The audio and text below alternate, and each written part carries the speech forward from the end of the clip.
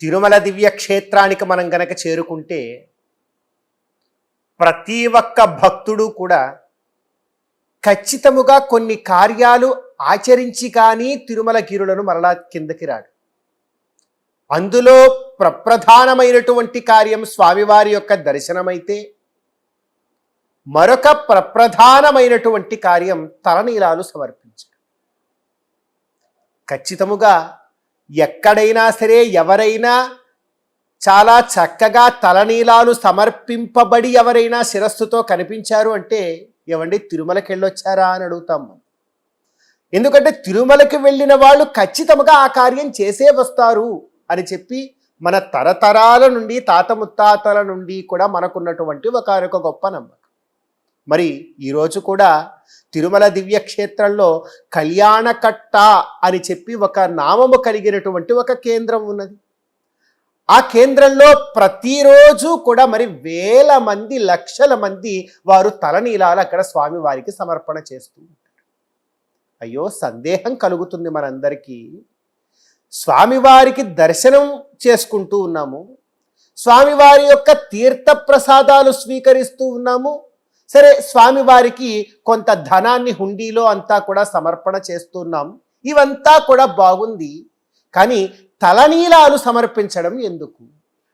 తలనీలాలకి భగవంతుడి యొక్క భక్తికి తిరుమల శ్రీవారి యొక్క దర్శనానికి సంబంధం ఏదైనా ఉన్నదా అంటే నిజంగా బాగా మనం వీక్షిస్తే మన వేద ఇతిహాస పురాణముల ప్రకారం మన యొక్క గొప్పదైనటువంటి సంస్కారముల ప్రకారం కూడా చాలా గొప్ప సంబంధమే అక్కడ దాగి ఉన్నది. ఎందుకంటే తిరుమల దివ్యక్షేత్రానికి వెళ్ళి ఖచ్చితముగా తలనీలాలు సమర్పించి మనం కిందకి రావాలి. ఎందుకండి? ఇక్కడ ప్రధానమైనటువంటి అంశం ఏమిటో ఒకసారి చూద్దాం.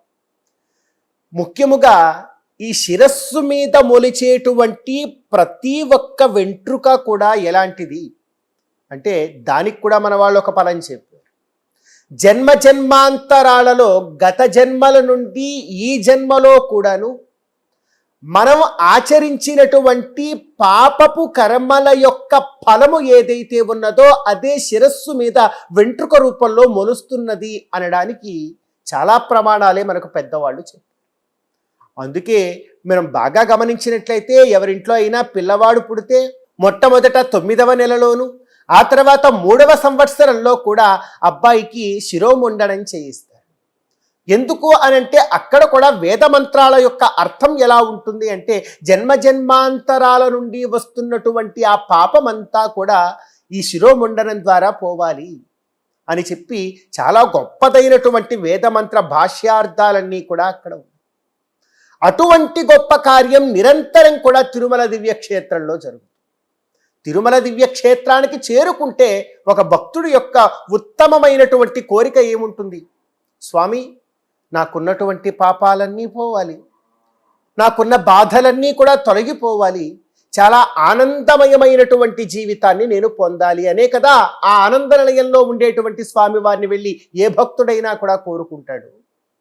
అలా కోరుకున్నటువంటి ఆ భక్తుడి యొక్క కోరిక తీరాలి అంటే అతనికి మొట్టమొదటి అర్హత తనకున్నటువంటి పాపాన్ని పోగొట్టుకోవాలి. తనకున్నటువంటి ఆ పాపాన్ని పోగొట్టుకోవాలి అంటే పాపము ఎక్కడ ఉన్నదండి? ఈ శరీరంలో. పాపము ఇదిగో నా వేలు చివర ఉన్నది, లేకపోతే నా గుండెలో హృదయములో ఉన్నది, లేకపోతే నా కాలులో ఉన్నది, లేదా ఏదైనా ఒక ఎక్స్రే మిషన్ తీసుకొని వచ్చో లేకపోతే ఎంఆర్ఐ స్కాన్ చేస్తేనో ఎక్కడ పాపం ఉందో ఏవైనా తెలుస్తుందా? ఎక్కడ ఎవ్వరూ కూడా కనిపెట్టలేరు. ఈ పాపము ఎక్కడైనా అలా కనపడేటువంటిది కాదు కదా. అందుకే పాపానికి ఒక స్థానం చెప్పారు, శిరస్సు మీద మొలిచేటువంటి వెంట్రుకలు. అవి కనుక స్వామివారి యొక్క స్థానంలో సమర్పించేస్తే ఆ సమర్పణ చేయడం ద్వారా పాప పంకిలముల నుండి మనం బయటపడతాము. ఎప్పుడైతే పాప పంకిలముల నుండి మనం బయటపడి పాప భారాన్ని తొలగించుకుంటామో అప్పుడు గోవిందుడిని వెళ్ళి మనం దర్శనం చేసుకుంటాం. అంతే కదండి. మొట్టమొదట కళ్యాణకట్టుకు వెళ్ళి చక్కగా తలనీలాలన్నీ కూడా స్వామికి సమర్పించేసిన తరువాత ఆ తరువాత స్వామివారి యొక్క దర్శనానికి మనం వెళ్తాం. అంటే మనకున్నటువంటి పాప భారాన్నంతటినీ కూడా మొట్టమొదట స్వామివారి దగ్గరే వదిలేసి తర్వాత స్వామివారిని దర్శించుకోవడానికి వెళుతుంది. ఇది ఒక గొప్ప చారిత్రక నేపథ్యం ద్వారా జరుగుతూ ఉన్నటువంటిది. ఇది శాస్త్రం ప్రకారం మనం మాట్లాడుకుంటాం. ఇంకా లౌకికంగా అనేక మంది పెద్దలు చెప్పేటువంటి వాక్యాల ద్వారా ఇంకా మనం బాగా చూసినట్లయితే ఎంతో చక్కగా స్వామివారు శ్రీ భూ నీలా సమేతుడై ఉంటాడని, ఆ నీలాదేవి యొక్క అనుగ్రహంతో ఇక్కడ తలనీలాలు నిరంతరం కూడా సమర్పిస్తూ ఉంటారు అని చెప్పి లౌకికంగా ఎంతో మంది కూడా ఎంతో చక్కగా చెబుతూ ఉంటారు. మరి అది కూడా అసత్యం అంటామా? అసత్యమని మనం దేన్ని కూడా అనలేం. అందులో కూడా మర్మం దాగి ఉంది. ఈ నీలాదేవి ఏం చేస్తుంది అంటే, నీలాదేవి యొక్క తత్వాన్ని ఒకసారి మనం బాగా చూసినట్లయితే భక్త దోషేష్వదర్శనం అని చెప్పి అంటారు. నీలాదేవి ఏం చేస్తుంటారు? నీలాదేవి యొక్క తత్వం ఏమిటి అంటే, ఈ నీలాదేవి యొక్క తత్వం కన్న తల్లి వలె ఉంటుందట. నిజానికి మనందరం కూడా ఏదైనా చిన్నతనంలో ఏదైనా ఒక తప్పు చేస్తే మనం చేసినటువంటి ఆ తప్పు తండ్రి గారికి తెలియకుండా, తప్పు చేస్తే ఆ కోపాగ్నికి, తండ్రి యొక్క కోపాగ్నికి తన యొక్క తనయుడు గురి కాకుండా ఆ పిల్లవాడిని కొంగు చాటును దాచిపెట్టుకొని, ఏం కాదండి పిల్లవాడు మంచే చేశాడండి, మంచివాడండి, అయ్యో తెలియక చేశాడండి అని చెప్పేటువంటి తల్లి యొక్క హృదయం ఎలా ఉంటుందో అలా ఉంటుందట నీలాదేవి యొక్క తత్వం. అటువంటి నీలాదేవి నిరంతరం కూడా తిరుమల గిరులలో ఉంటూ వచ్చిపోయేటువంటి ప్రతి ఒక్క భక్తుల్లో ఉండేటువంటి భక్త దోషేషు అదర్శనం. ఆ భక్తుల యొక్క దోషముల యందు పరమాత్మ యొక్క దృష్టి పడకుండా చేస్తూ ఉంటుంది. అది ఎలా చేస్తుంది అమ్మా అంటే, అందుకే నీలాదేవిని స్మరించుకొని వెళ్ళి తలనీలాలు గనక సమర్పించేస్తే ఉన్న దోషాలన్నీ కూడా తొలగిపోతాయి.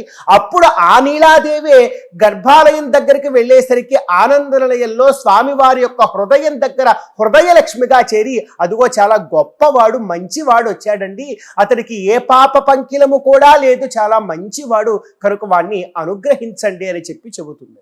ఇంత గొప్ప తత్వం తిరుమల దివ్యక్షేత్రంలో తలనీలాలు సమర్పించేటువంటి ఒక చిన్న కార్యంలో దాగి ఉన్నది అని చెప్పి వేద మంత్రాలు చెబుతూ ఉన్నాయి. ఆగమ శాస్త్రం కూడా, పెద్దలు కూడా ఎంతో చక్కగా వర్ణన చేస్తూ ఉన్నారు. కాబట్టి మనం ఎప్పుడైనా కూడా తిరుమల దివ్యక్షేత్రానికి వెళ్ళామా, చక్కగా తలనీలాలు సమర్పించి స్వామివారిని దర్శించుకొని స్వామివారి యొక్క తీర్థప్రసాదాలన్నీ కూడా స్వీకరించి అప్పుడు మనం తిరుమల కిందకి చేరుకోవాలి. ఇది స్వామివారి యొక్క దర్శనంలో ఉండేటువంటి మర్మం. ఇంకా విశేషించి తలనీలాల యొక్క సమర్పణలో, కళ్యాణ కట్టలో ఉండేటువంటి ఒక గొప్పదైనటువంటి రహస్యం.